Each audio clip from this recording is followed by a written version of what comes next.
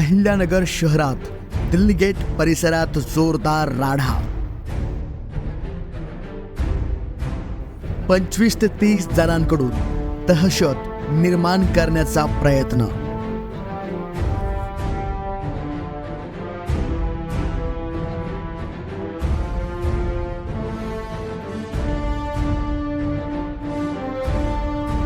ऑफिसची जमावाकडून तोडफोड, दुचाकी वाहनांचीही मोठ्या प्रमाणात तोडफोड।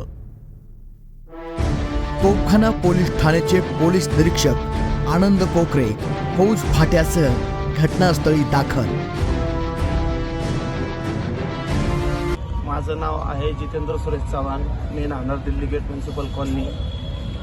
आमच्या इथे पवन पवार व त्याचे साथीदार PP कंपनी म्हणून भरपूर फेमस आहेत आणि त्यांनी यामागे बी आमच्यावर 9 ते 10 वेळा मारहाण केलेली आहे। त्याबाबतचे आम्ही पोलीस संरक्षण, पोलिसाला पत्रव्यवहार, पोलीस अधीक्षकांकडे सगळे अर्ज वगैरे सगळे बांधलेले वारंवार आम्ही याची मागणी केलेली आहे, संरक्षण मिळण्याबाबतची मागणी केलेली आहे, परंतु पोलीस प्रशासनाकडून कोणत्याही प्रकारचे आम्हाला संरक्षण आजपर्यंत मिळालं नाही आहे। आज 2 दिवसापूर्वी त्यांची जत्रा होती, जत्रा निमित्त फक्त त्यांचा DJ हटवलं सांगायला रागावरून त्यांनी सांगितलं का आमची मिरवणूक झाल्यावर आम्ही तुमचा काटा काढणार।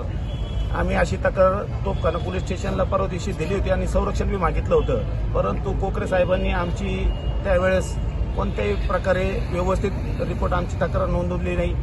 आम्हाला दुपारी 3 वाजेपासून तर संध्याकाळी 8:30 वाजेपर्यंत बसून ठेवलं। त्यानंतर आमची तक्रार घेण्यात आली। कोकरे साहेबांना आम्ही वेळोवेळी अर्ज भानगडी दिलेले आहेत, परंतु त्यांच्याकडून आम्हाला कोणत्या प्रकारचं प्रोटेक्शन भेटत नाही।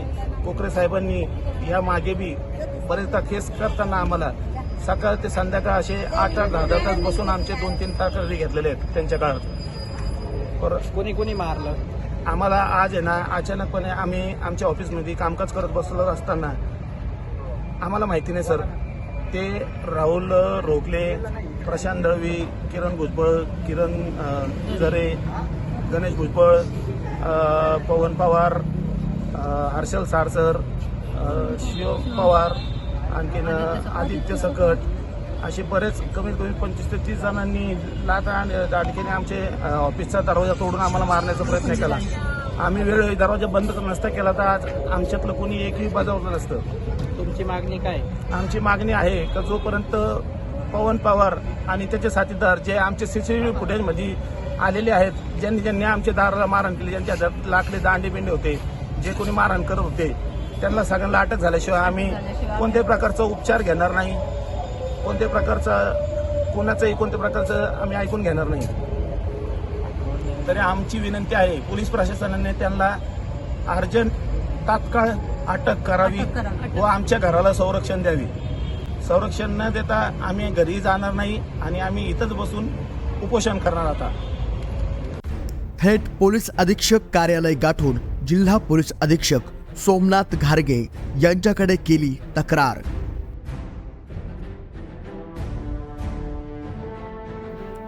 जखमींवर अहिल्यानगर जिल्हा शासकीय रुग्णालयात उपचार सुरू।